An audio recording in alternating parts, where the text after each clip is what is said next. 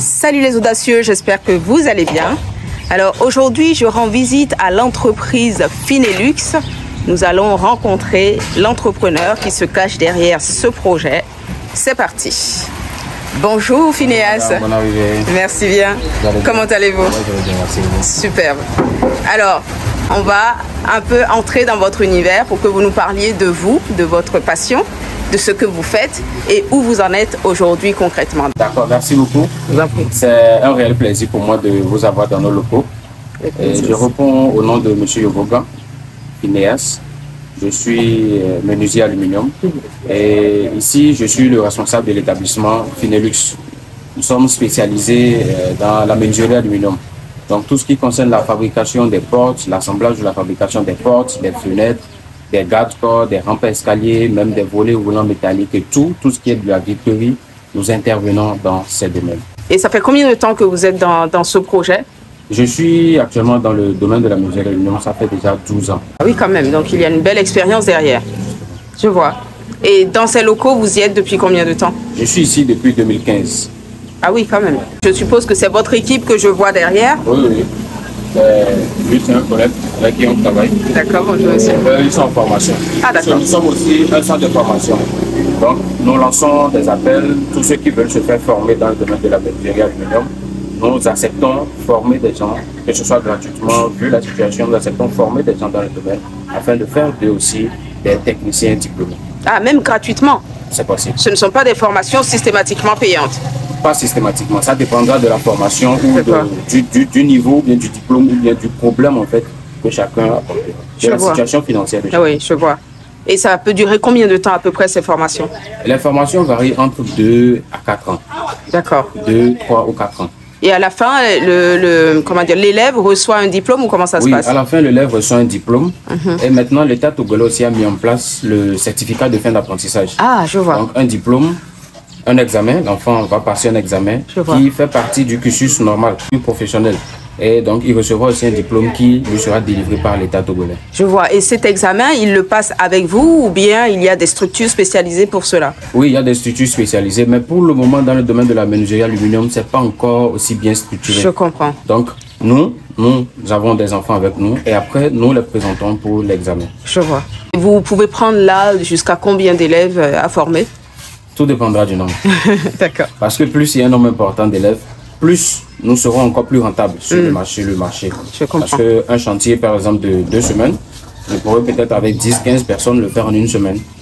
Et ça nous permettra, aussi à ceux qui sont là de pouvoir aussi assimiler plus vite. Oui, et d'avoir aussi plus de matière pour être formé. Je comprends. Et alors, en termes de clientèle, qui peut vous contacter? Si moi j'ai un besoin, quel est le type de besoin qui peut m'amener vers Finelux?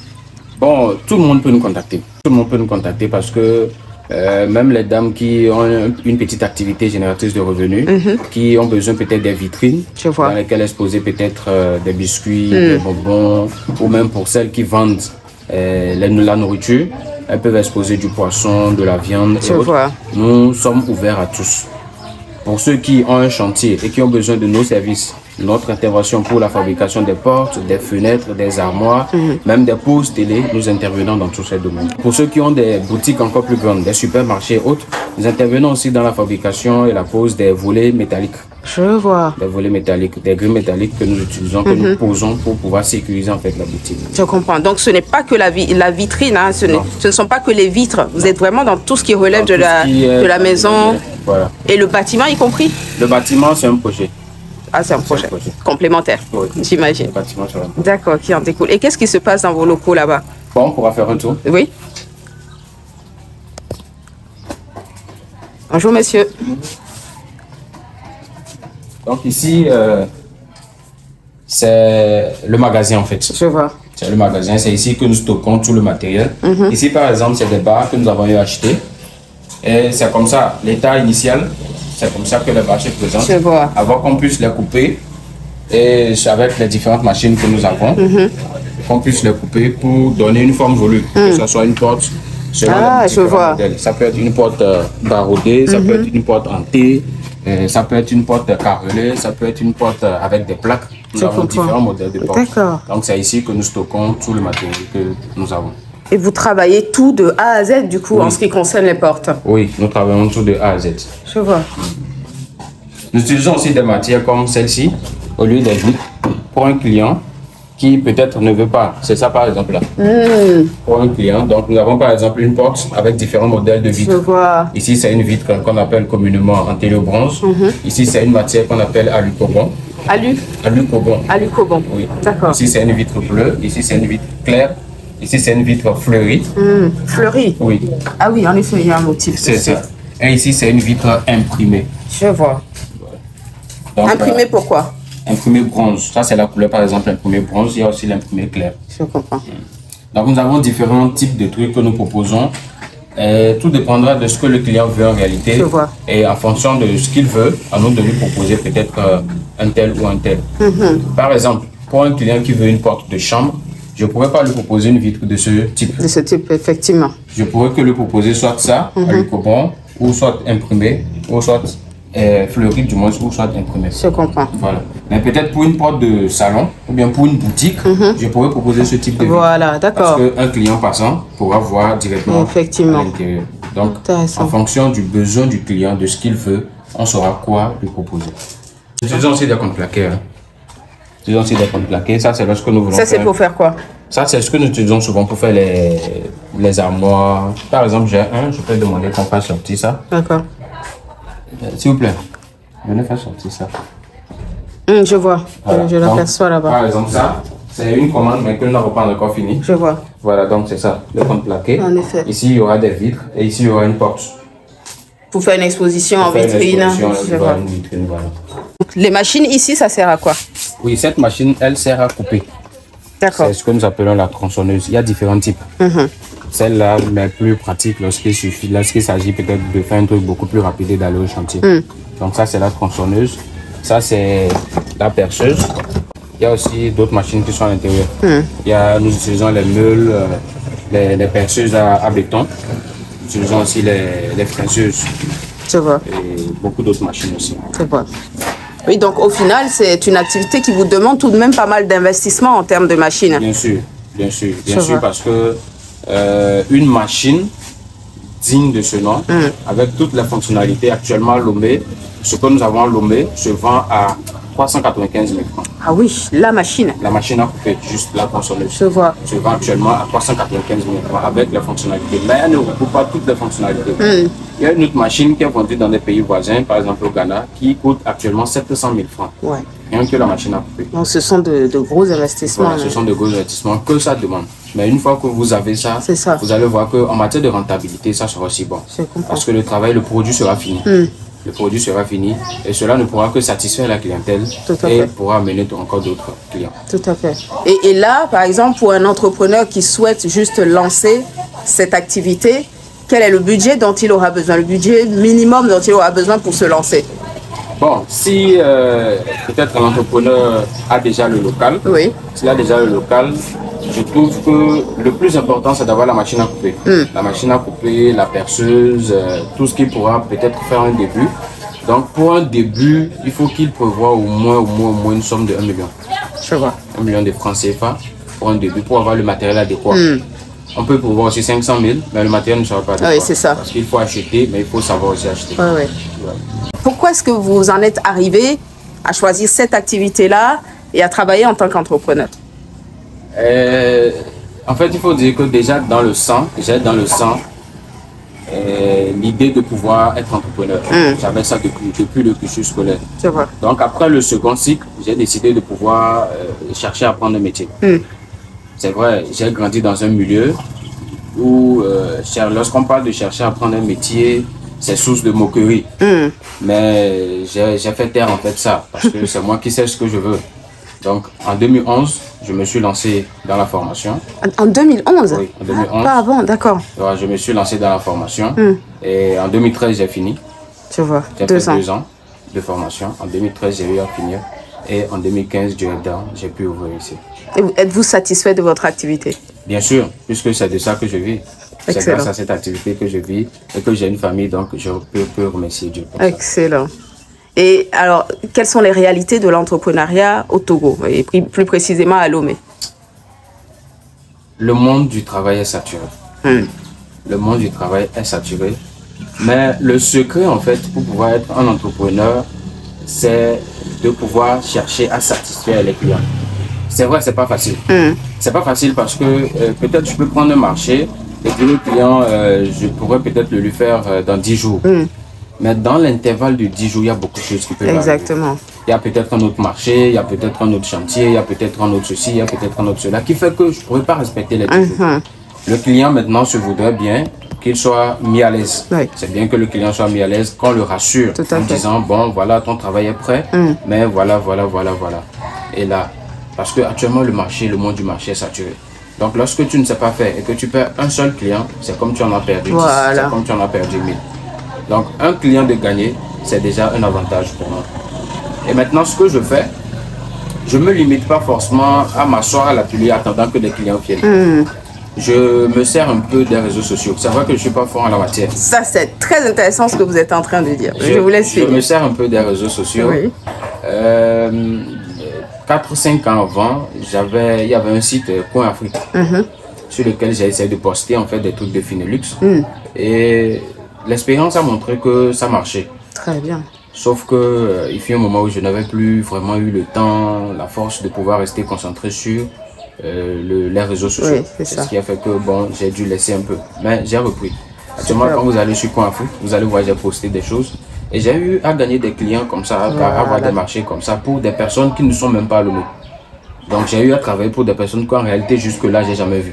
Mais le fait qu'ils aient tout vu sur le net et que j'ai montré une géolocalisation, qu'ils aient envoyé quelqu'un comme une personne de confiance venir connaître ici, j'ai eu à travailler pour cette personne-là. Super. Là, vous êtes en train de mettre l'accent sur l'importance du marketing digital. Cela fait partie un peu de mon cœur de cible, je dirais, parce que beaucoup d'entrepreneurs aujourd'hui ne captent pas forcément l'importance des réseaux sociaux, du marketing digital, de cette communication qui nous est offerte. Mais en réalité, le marketing digital est aussi important.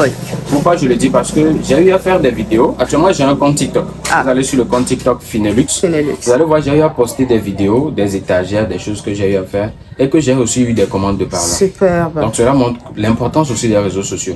Parce qu'aujourd'hui, le monde est accro aux réseaux sociaux. Tout à fait. À tel point qu'on peut se faire facilement des clients à travers les réseaux sociaux. Clairement. C'est encore mieux que de s'asseoir, espérer qu'un client X passe avant de pouvoir commander un tel marché. Tout à fait. Et qu'est-ce que vous auriez justement à dire à ces entrepreneurs qui n'osent pas aller sur les réseaux sociaux pour X et Y raison, mais qui ne sont pas sur les réseaux sociaux? Je donnais l'exemple de ma recherche de résidence quand je venais au Togo. J'ai regardé sur la toile, je n'ai pas vu grand-chose. J'ai cherché également un service traiteur. Je n'ai trouvé quasiment pas d'annonce sur la toile. Il a fallu mes contacts sur le terrain pour que je puisse avoir accès à ces entrepreneurs-là. Donc, je trouve cela dommage parce que je suis certaine qu'il y a plein d'entrepreneurs talentueux dans la région, mais qui ne se montrent pas sur la toile. Qu'est-ce que vous auriez à leur dire? De faire comme moi. On commence petit à petit. Et il faut dire qu'avant, je négligeais aussi ce côté de la chose. C'est vrai, actuellement, je ne suis pas expert en la matière. Mais vous savez, on devient expert de jour en jour. Tout à fait. Donc, vu la petite expérience que j'ai actuellement, je ne peux qu'encourager un entrepreneur comme moi, quel que soit le domaine d'activité, que ce soit la menuiserie aluminium, que ce soit notre domaine, à pouvoir se servir des réseaux sociaux. C'est vrai, aujourd'hui, les gens font du n'importe quoi sur les réseaux sociaux. Tout à fait. Mais nous allons avec un objectif. Nous sommes un entrepreneur, nous avons une cible. Une cible, c'est d'avoir la clientèle. Alors, l'objectif, maintenant que nous avons, en fonction de cet objectif, nous saurons quoi publier pour pouvoir attirer une telle clientèle. Voilà. Si vous aviez un message à adresser aujourd'hui aux dirigeants africains, enfin togolais en l'occurrence, quel est le message d'entrepreneur que vous aurez à leur transmettre? Bien, le message est aussi simple, c'est de pouvoir penser à nous. Penser à nous dans quel sens? Parce que nous sommes ce qu'on appelle aujourd'hui les petites et moyennes entreprises. Voilà, donc de pouvoir penser à nous parce que actuellement quand vous allez sur le net, vous allez sur Google, vous tapez Finelux, vous allez voir les coordonnées de Finelux. Pourquoi je le dis? Parce que Finelux est enregistré actuellement à la Chambre des commerces, à la Chambre du commerce et d'industrie du Togo. Très bien. Finelux est enregistré aussi à la Caisse nationale de sécurité sociale. Donc voilà, nous faisons les efforts dans ce domaine pour pouvoir être à la hauteur de ce que le gouvernement ou bien de ce que l'État demande en vue ou bien envers les entrepreneurs. Donc maintenant à l'État de jouer son rôle en nous confiant des marchés aussi, qui pourront nous permettre de pouvoir combler tous ces besoins que nous avons. Absolument. Sinon, actuellement, je le dis encore, le monde du marché est saturé. Mais ce n'est pas parce que c'est saturé qu'on cessera de travailler. Exactement. On va toujours continuer par travailler. On va toujours continuer par se démarquer des autres entrepreneurs. Ce n'est pas une concurrence, c'est vrai que ce n'est pas une concurrence, mais l'objectif, c'est de chercher à se démarquer. Et justement, comment est-ce que vous faites, vous, pour vous démarquer? Qu'est-ce que vous avez de particulier? Qu'est-ce qu'on vient trouver de particulier chez Finelux? Il suffit simplement de rassurer les clients. Parce qu'en réalité, nous tous on fait pratiquement les mêmes choses. Mais ce qui se passe souvent, c'est parce que je peux peut-être prendre toute une journée pour expliquer à un client un tel modèle de porte. Mais il se peut qu'il y ait quelqu'un qui soit du même domaine qui déconseillera peut-être cette porte au client. Donc, le plus important, c'est de mettre le client en confiance. Une fois le client est en confiance, quel que soit ce que vous aurez à dire, le client est sûr qu'il a déjà cette confiance-là. Et il est sûr que la décision qu'il a prise de commander une telle porte ou une telle fenêtre, il maintient cette décision. Et votre mot de fin, d'encouragement pour les entrepreneurs maintenant, parce que vous avez tous quasiment les mêmes réalités. Qu'est-ce que vous diriez à un jeune entrepreneur aujourd'hui qui est peut-être tenté de se décourager ou bien qui se pose des questions sur la pertinence de son projet? Vous savez, les Ivoiriens disent souvent le découragement n'est pas ivoirien. C'est vrai que je suis au Togo, qu'on est au Togo. Mais je dis simplement la même chose, le découragement n'est pas togolais. Donc, lorsque tu veux te décourager face à une activité, et surtout une activité qui est génératrice de revenus, là, je crois que c'est comme l'objectif n'est pas bien fixé. Parce qu'il faut avoir des objectifs, il faut avoir un plan d'action. Et ce plan d'action te permettra de pouvoir atteindre les objectifs. Tout à fait. Et lorsqu'on n'a pas d'objectif, lorsqu'on n'a pas de plan d'action, là vous verrez que je peux ouvrir un atelier tout de suite, en 1 an ou en 2 ans ou en 6 mois, je vais le refermer. C'est vrai, ouvrir un atelier n'est pas sans difficulté. J'ai ouvert cet atelier ici, je peux retrouver les photos de 2015-2016, ici n'était pas comme ça. Mais c'est petit à petit. Et d'ailleurs, on va faire un tour tout à l'heure dans les locaux. C'est pour dire qu'on est entrepreneur, on grandit de jour en jour. Lorsqu'on est entrepreneur, on ne cesse de grandir. Il y a toujours des idées, de la motivation, une certaine force en nous qui nous pousse à toujours continuer. Surtout si le métier que nous avons appris ou que nous exerçons, nous l'avons en nous. Mais lorsque nous ne l'avons pas en nous, on est censé, on se dit bon, je suis fatigué, je suis ceci, on laisse. Mais lorsque le métier est en toi et que tu l'as vraiment appris, que tu le maîtrises vraiment, je crois qu'on peut faire beaucoup de choses. Donc ici, nous sommes dans votre bureau. Parlez-nous un peu, pourquoi l'idée d'avoir un second emplacement pour votre activité? Oui, en réalité, c'est aussi important d'avoir un second emplacement parce que cela rend l'activité encore plus professionnelle. Dans le sens où, lorsqu'un client a besoin de venir chez vous à l'atelier, qu'il vient à l'atelier, et avoir le confort et les installations, cela le met encore plus en sécurité face au travail ou à la mission qu'il a confiée. Donc c'est pour gagner davantage en crédibilité en quelque sorte. D'accord. Donc ici vous avez prévu faire quoi exactement? Ici j'ai prévu faire un bureau. Un bureau et peut-être un bureau, avoir une secrétaire juste à côté. D'accord. Un bureau. Donc lorsque je ne suis pas là, les courriers, les demandes de devis, tout pourra se faire ici. Je vois. Et l'objectif en fait c'est d'éviter aussi d'aller peut-être trop chez le client. Je vois. Parce qu'on est souvent là, mais un client t'appelle X, vient me voir ici, un autre client Y vient me voir là. Et du coup, je pourrais peut-être lui dire, bon, je suis au bureau, vous pouvez passer vous-même, prendre votre débit. Ça m'évitera en fait de me déplacer et ça me permettra de faire un suivi beaucoup plus bien, beaucoup plus pratique des activités qui m'ont été confiées. Donc c'est un peu toute la partie un peu administrative qui sera gérée ici et l'autre à l'atelier. C'est ça. Quelles sont ces situations qui vous ont servi en quelque sorte de leçon et de maturité aujourd'hui? Oui, il y a plusieurs situations. Parce que dans mes débuts, je pensais que pour un client, c'était aussi facile de faire sortir peut-être 1 million de francs, de remettre pour aller lui faire 5 ou 6 portes ou 10 portes. Mais là, j'ai compris tout de suite que c'est toute une économie en fait qu'il te remet. Et si en retour, il n'est pas satisfait de ce qu'il a comme économie, mais lorsqu'il vient, il rentre dans sa maison, qu'il voit sa porte, il ne sera pas content. Donc je me dis, bon, j'ai eu une expérience comme ça avec un client où je lui ai fait une porte dans les années 2016, mais qui n'a pas aimé. Parce que je lui avais tout simplement dit, je lui ferai une porte. Et je me suis levé moi-même, j'ai fait un modèle comme ça. Je vois. Mais après, il n'a pas été content. Et c'est là que j'ai pris conscience, mais bon, c'est son argent après tout. Vu que c'est son argent, donc il va falloir lui demander ce qu'il veut qu'on en fasse. Et de là, on pourra lui réaliser un truc. Et il sait que bon, c'est moi-même qui ai demandé ça, c'est moi-même qui ai demandé ça, et il sera satisfait. Excellent. C'est une belle leçon là, que vous nous donnez en ce qui concerne justement l'écoute du client, l'écoute de son besoin. Pour ça, lorsque un client vous appelle, il va falloir lui demander d'abord qu'est-ce qu'il veut en réalité. Mais souvent, nous avons l'habitude d'aller tout de suite dire non, on a l'habitude de faire ça, on a l'habitude. Oui, c'est vrai qu'on a l'habitude de faire telle fenêtre coulissante, on a l'habitude de faire ceci, mais n'empêche qu'on pourra trouver d'autres formes. Exact. Peut-être que, et j'ai plusieurs fois vécu ça, le client peut te dire, moi je veux une porte de tel modèle, et c'est là que tu te rends compte, mais on pouvait aussi faire ce modèle avec l'aluminium. Voilà, donc laissons le client, c'est, comme on le dit, le client roi. Donc laissons le client nous dire tout ce qu'il veut comme réalisation et à nous de pouvoir nous harmoniser en fonction de ce qu'il veut. Si c'est possible, on lui dit c'est possible. Si c'est pas possible, on lui dit bon, essayons de corriger ça, d'améliorer ça, de modifier ça, mais pour que ça donne ça. Et il sera satisfait aussi. Exact. Et vous savez, lorsqu'il est satisfait, il ne pourra que faire votre publicité aussi. Tout à fait. Eh bien, en tout cas, je suppose qu'avec tout cela, vous avez autant appris de vos clients que eux, ils n'ont appris aussi de vous, quelque part. Et quel est le retour que vous avez? Est-ce que vous avez des retours clientèle, des personnes qui vous recommandent sur vos plateformes, par exemple? Est-ce que vous avez des clients qui reviennent pour laisser des témoignages? Bon, là, c'est un projet, c'est en cours. Parce que je voudrais encore plus me concentrer sur le côté digital de la chose. Mais pour le moment, les quelques clients que j'ai à Lomé, ce que je fais aussi, c'est que à la fin du travail, je prends le temps de demander au client est-ce qu'il est satisfait du travail. S'il est satisfait, qu'est-ce que je fais? J'ai mis en place un document que j'appelle une attestation de bonne fin d'exécution des travaux. Je vois. Et que je fais signer au client. Très bien. Donc, ça fait que j'ai le dossier. Et tant que le client a été honnête envers moi en prenant son stylo pour signer, c'est qu'il est satisfait du travail qui a été fait. D'accord. Et là, facilement, j'ai des témoignages et ça fait qu'au prochain marché, je peux montrer, voilà, j'ai travaillé pour un tel client, j'ai tel, voilà, il a signé, le montant de son travail, c'était ça, il a signé, il a signé. Excellent, excellent.